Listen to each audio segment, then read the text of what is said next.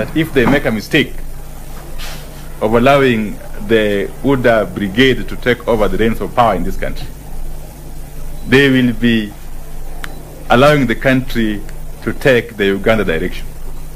We are asking the UDA administration to work for Kenyans and to stop all these shenanigans they are involved in. The energy that UDA is using to test waters with the term limit issue, they should actually spend that energy on giving solutions to this country. This Fafi man definitely has the honors, and we want the president to come clear on this issue, because it's a very, very serious issue. Okay, thank you very much, Mr. Kombo Alfayo and the whole Kenyoru TV for giving me this opportunity, at least to discuss on the various matters that are affecting or they are at hand as the situation is concerned in Kenya. My name is Collins Kunikina, and I am privileged to be the majority leader of the bunge la wananchi in this Nyanza chapter, as Kombo told you. And I want to comment on the sentiments which were made by the Fafi member of parliament, who is Honorable Yakub Sala.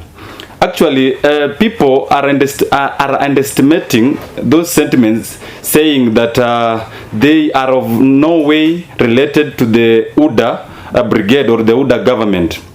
Allow me to say this one. You see, the government has got its own strategies on how to start and also implement things. The MP of Fafi is the first time MP, and he has come up with this issue, and it is barely 57 or 56 days into the government. This is an issue that should be taken with a lot of concern. For one, you see, there were speculations from the start in the campaigns, and when you look at the relationship with also our President William Samoei Ruto with the Uganda government, it also makes us to raise an eyebrow about the sentiments which were made by the Fafi member of parliament. And I look at it, I'm a political strategist, and I look at it in this way. You see, when the government wants to do something, they must first of all, they test the waters. He could be the sender, he could be the messenger, and we cannot actually attack the messenger because he is carrying the message just from above. He was told that go and test if this thing should be received in what way, before now they come up with a strategy or a bill on how to come up and change the constitution. And my sentiment on this, or my suggestion on this, is actually that we should not allow, we as the bunge la wananchi, we are not going to allow, we are not going to sit and relax and see the situation worsening, because we are not ready. It is barely 56 days in the government, but we are bored with the government, because there are some of the things that the government promised to do from the first day even to the 50th day and to the 100th day, but up to now there is no any will, or there is no any way that these things are going to be implemented. Allow me to say this one. The two-term rule, it was implemented in 1998, and Moi was the one that had sat on the presidential seat for a very long time, and he could not even manage to boycott or to rule away the two-term rule. Having sat, having the system, having all the dynasties, having all the government machineries, he could not. He had to surrender in 2002 and give the constitution time or space so that it can be actualized. So actually the UDA government or William Samoei Ruto cannot afford to take us into the old regime, into the Uganda style, because the discussion should be now on how even to reduce this term limit. We got the US style of 4 years, which is 8 years in total. Because actually we are looking at it this way.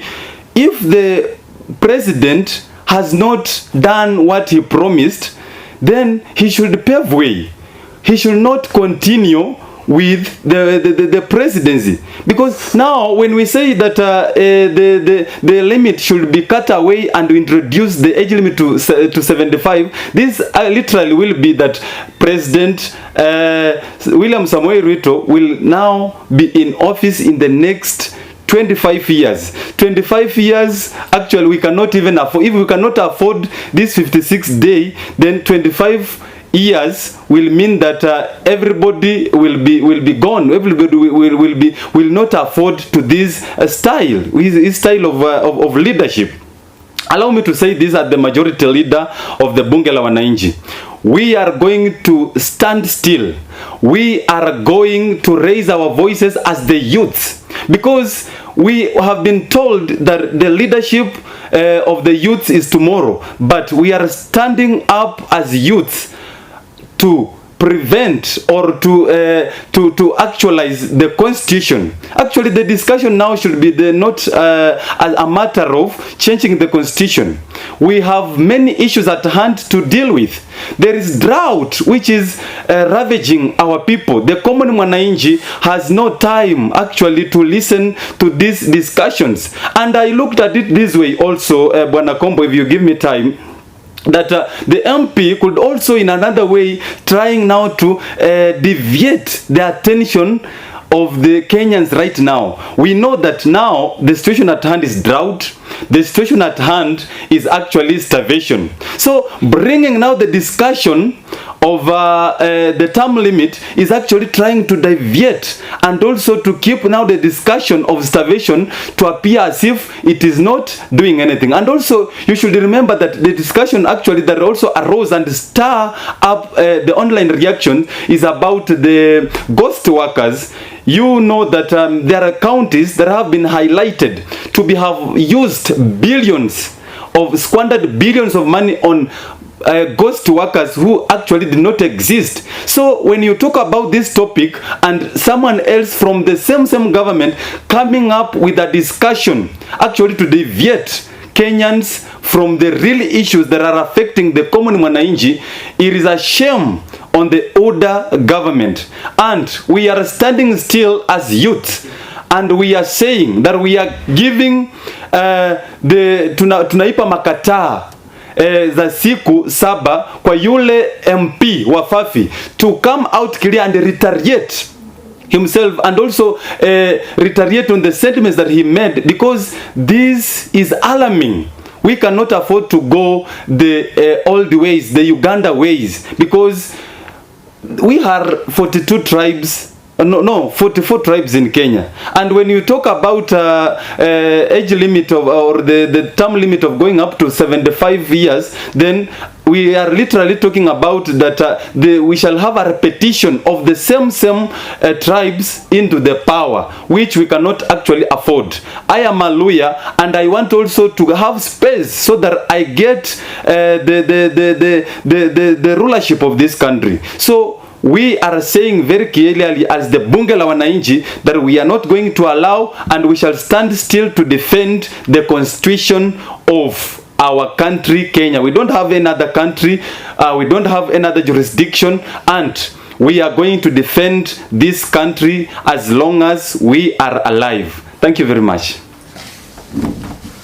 Thank you very much. As you have just heard it from the majority leader of the Nyanza chapter, that is the situation. I think it's a deviation of the attention of Kenyans who are starving, because we saw the other day the president dividing himself. Even Kalonzo Musyoka, who is from the opposition, told him that this issue of starvation is not about it's not about Kenya Kwanza, dividing your leaders, people from your regime.